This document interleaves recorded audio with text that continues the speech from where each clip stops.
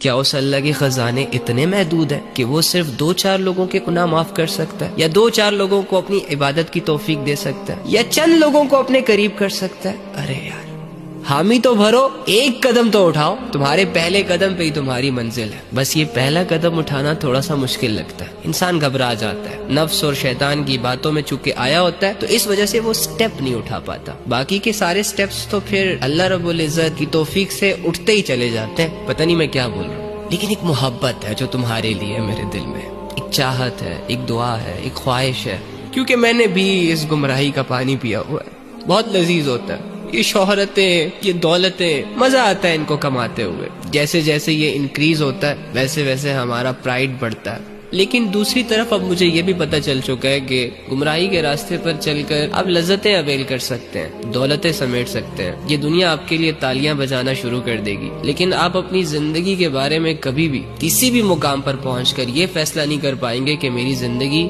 Successful ہے۔ آپ کی ہر رات آپ کو ڈرائے گی، آپ کا ہر دن آپ کو مزید غمزدہ کرتا چلا جائے گا۔ تو اللہ کا ہونا تمہاری زندگی میں بہت ضروری ہے تمہارے لیے، کیونکہ اللہ کے بغیر ہماری کوئی حقیقت نہیں ہے، اللہ کے بغیر ہم کچھ بھی نہیں ہیں۔ دولتیں، شہرتیں، گاڑیاں، بنگلے، لوگوں کا ہجوم، فرینڈ سرکل انسان کی اصلیت کو بدل نہیں سکتے۔ انسان بھلے اپنے آپ کو کچھ بھی سمجھنا شروع کر دے، لیکن انسان انسان ہی رہتا ہے۔ لہٰذا اگر کسی کو بہت شوق ہو اپنے آپ کو کچھ بنانے کا تو وہ سمپلی اپنے اللہ کے ساتھ اپنے آپ کو جوڑ لے۔ خود کے فیصلے خود کرنے سے بہتر ہے کہ ہر چیز اللہ پہ چھوڑ دی جائے۔ وہ ایسا بیسٹ پلانر ہے نا کہ ایک دفعہ جب اس کے ساتھ کوئی کنیکٹ ہو جاتا ہے نا تو اس کے بعد جا کے انسان کو اپنی زندگی قیمتی لگتی ہے۔ تو یہ بغاوتیں، یہ گمراہی کے سفر، یہ لذتوں کے پیچھے پاگلوں کی طرح بھاگنا اور اس طرح کی عجیب عجیب کیفیتوں میں اپنی زندگیوں کو گزارنا بند کریں۔ کچھ ہاتھ نہیں آئے گا۔ لاکھوں، کروڑوں،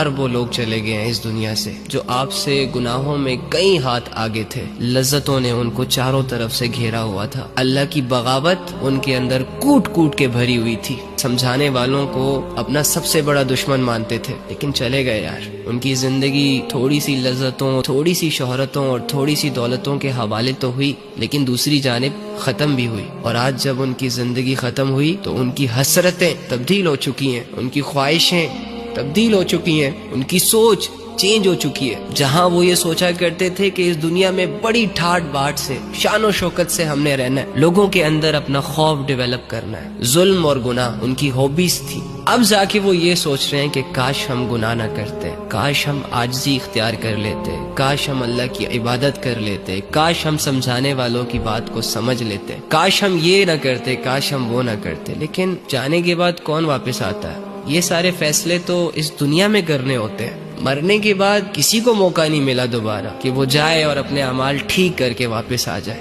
آپ کو بھی نہیں ملے گا۔ تو اگر آپ یہ چاہتے ہیں کہ مرنے کے بعد ہم اگر مگر کاش یہ وہ اس کے حوالے نہ ہو، اپنی یہ زندگی سوچ سمجھ کر گزاریں۔